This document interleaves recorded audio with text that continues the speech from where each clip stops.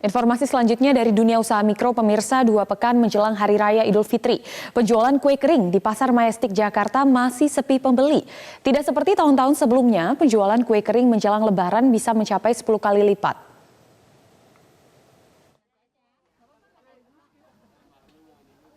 Pedagang kue kering di Pasar Majestic mengeluhkan sepinya pembeli kue kering menjelang Lebaran tahun ini tidak seperti tahun-tahun sebelumnya. Pedagang kue kering Ijus mengatakan omset penjualannya turun drastis. Ijus hanya mampu meraih penjualan 10% saja atau Rp700.000 dibanding biasanya.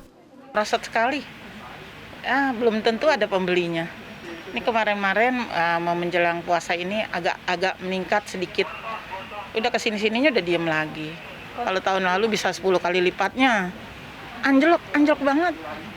Anjlok sekali, makanya saya nggak berani nyetok banyak-banyak. Kalau dulu kan dari mana-mana kue orang nitip jual saya terima.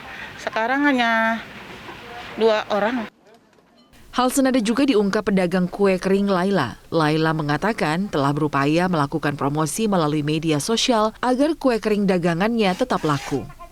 Ya jauh berbeda, menurun ya, omsetnya menurun.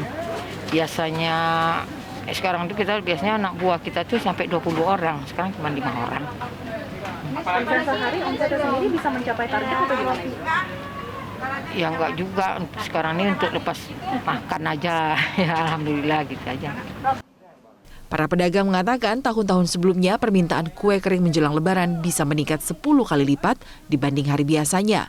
Bahkan, kue kering sudah diburu sejak seminggu sebelum memasuki bulan Ramadan.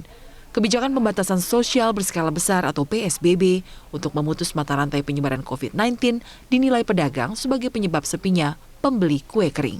Dari Jakarta, Jessica Wulandari, Agustin Lawrence, Metro TV. Tidak hanya kue kering, pemirsa, omset pedagang keranjang parsel Lebaran juga merosot. Pedagang keranjang parsel di Pasar Cikini, Jakarta mengaku omset penjualannya merosot drastis. Dari yang sebelumnya biasanya Rp2 juta per hari, kini hanya sebesar Rp5 juta dalam waktu 2 bulan.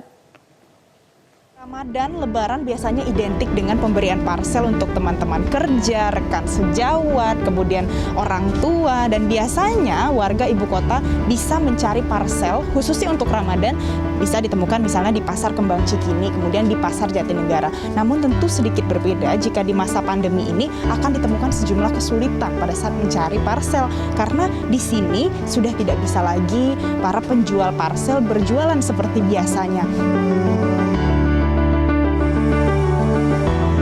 Pasar Cikini dikenal sebagai salah satu tempat untuk membeli keranjang parsel.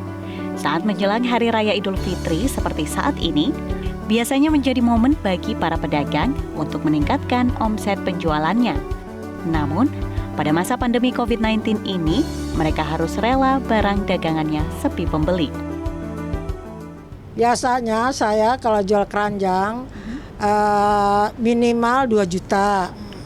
Bisa lebih, bisa sampai 5 juta itu per hari.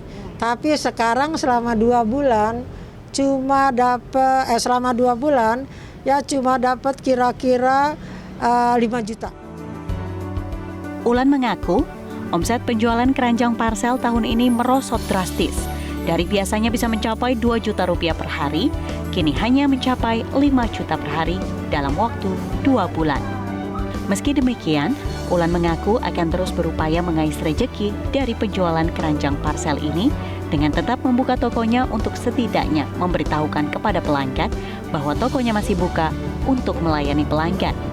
Selain membuat toko keranjang parsel di Pasar Cikini, Ulan juga menjual barang dagangannya secara online seperti yang dilakukan sebagian besar pedagang keranjang parsel di Pasar Cikini. Dari Jakarta, Valencia Melvinci, Fani Maulana, Metro TV.